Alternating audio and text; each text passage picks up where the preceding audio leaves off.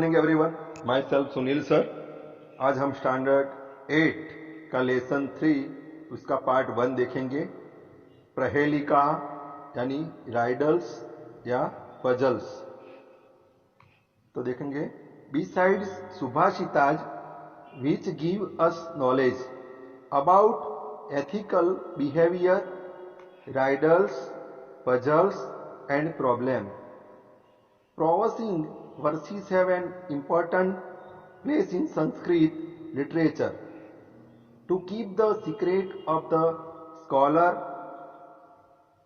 hidden in the humorous words or to confuse others, the intelligent, learned men use riddles. In this chapter, sloka number 1 to 6 are puzzles. तो हम देखते हैं यहाँ puzzles, प्रहेलिका। First देखते हैं, एक चक्षुन काको अयम बीलम इच्छन पन्नगः क्षीयते वर्धते चैव न समुद्रो न चंद्रमा। अयम एक चक्षु अस्ति परम काकः न अस्ति, बीलम इच्छन अस्ति परम पन्नगः न अस्ति, क्षीयते वर्धते च एव न समुद्र अस्ति न चंद्रमा। यहाँ एक आंख है फिर भी क्रो यानी कौवा नहीं है। बीलम इच्छना, बीलम यानी केव, वो बिल की इच्छा करता है मगर वो स्नेक नहीं है। क्षीयते वर्धते चैव यानी बढ़ता है और कम होता है, फिर वो समुद्र नहीं है और चंद्रमा भी नहीं है। तो देखते हैं, एक चक्षु the one with one eye, न काकः नॉट अ क्रो, बीलम इच्छन one wishing to go into a hole, न पन्नग नॉट अ स्नेक, क्षीयते वेन्स becomes less, वर्धते becomes more, waxes न समुद्र नॉट अ सी, न चंद्रमा नॉट द मून। तो हम देखते हैं, This has one eye but is not a crow, in spite of wishing to go into a hall, this is not a snake, this is vans and waxes, but neither a sea nor the moon। तो आपको answer देना है, ये क्या है? उत्तर उसका है, मैं बताता हूं यहाँ पे, सूची ही अ नीडल, नीडल है, सोई है। It has a hole eye, it wishes to go into a hole, turn cloth while stitching, the thread goes in and out of the cloth, vents and waxes। आपको समझ में आ गया होगा ये कि नीडल है, जो हमें अच्छे से ये समझ में आ गया है। नीडल ऐसी है, उसको एक आंख है, उसकी जो विसीज है हम देखते हैं, एक चक्षु है, कौवा नहीं है। बीलम इच्छन, उसका एक हॉल है और फिर भी स्नेक नहीं है। क्षीयते वर्धते, हम कोई क्लोथ में कोई सिलाई करते हैं तो वो बढ़ती है और कम भी होती है।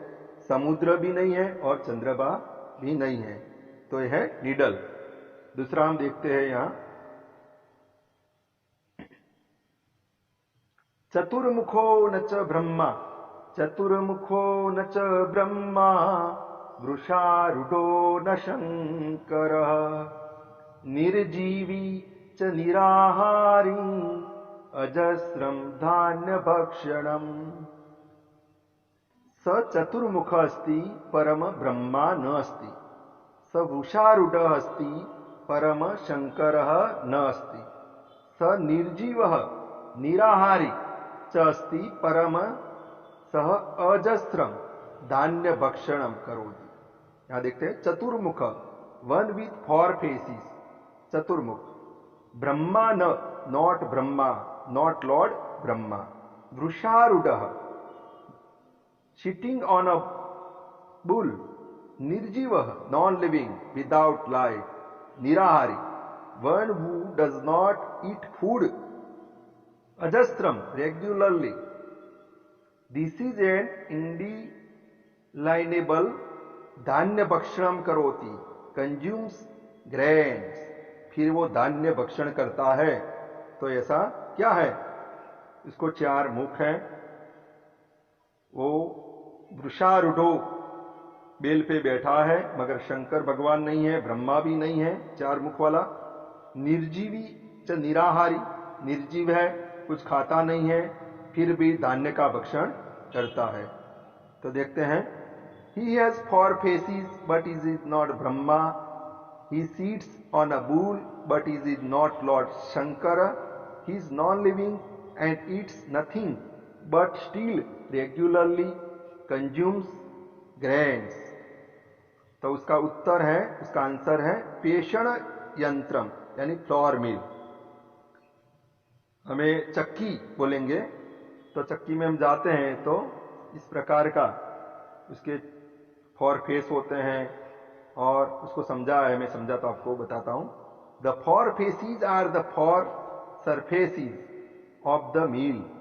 One stone is on top of the other, sitting on a bull, and regularly consumes grain. When it grinds, it is as if the grain is being consumed, and of course it is non-living and never eats anything.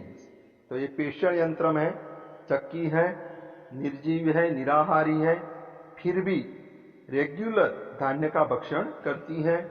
उसको 4 मुख है, मगर वो ब्रह्मा या शंकर नहीं है। तो हमें उसका आंसर मिल गया है कि ये चक्की यानी फ्लोर मिल है। पेषण यंत्रम संस्कृत में बोलेंगे उसको।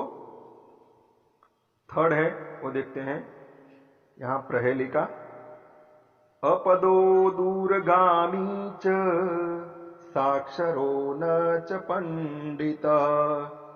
अमुख स्फुटवक्ता च यो जानाति स पंडितः। अपदो, अपद दूरगामी अस्ति, साक्षर अस्ति, परम पंडितः नास्ति।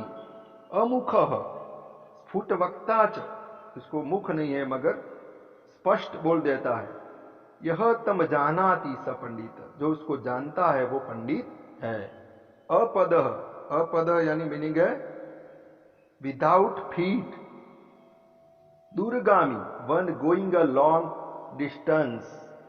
साक्षरः, साक्षरः यानी अक्षर सहित, लिटरेट विथ लेटर्स। अमुख, वन विदाउट अ माउथ। स्फुटवक्ता, वन हु स्पीक्स फ्रैंकली। यह हु, विच पर्सन। जानाति, नोज। यहां देखते हैं कि यहां जो है अपदो यानी पैर नहीं है, फिर भी दूर तक जाता है।